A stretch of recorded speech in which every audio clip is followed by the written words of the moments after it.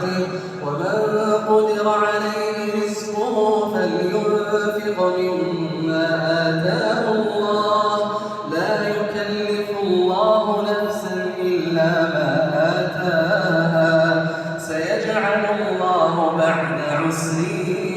يسرا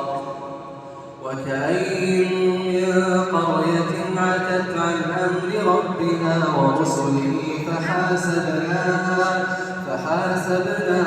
حسابا شديدا وعذبناها عذابا نكرا فذاقت وبال أمرها وكان عاقبة أمرها خسرا أعد الله لهم عذابا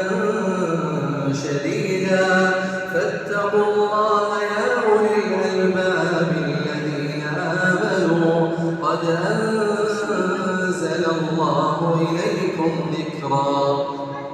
رسولا يتلو عليكم آيات الله مبينات ليخرج الذين آمنوا وعملوا الصالحات من الظلمات إلى النور ومن يؤمن بالله ويعمل صالحا يدخله جنات تجري من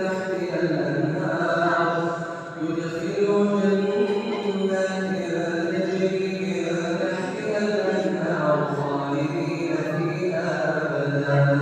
قد أحسن الله له رزقا الله الذي خلق 7 سماوات ومن الأرض مثلهن يتنزل الأمر بينهم لتعلموا أن الله على كل شيء قدير وأن الله قد أحاط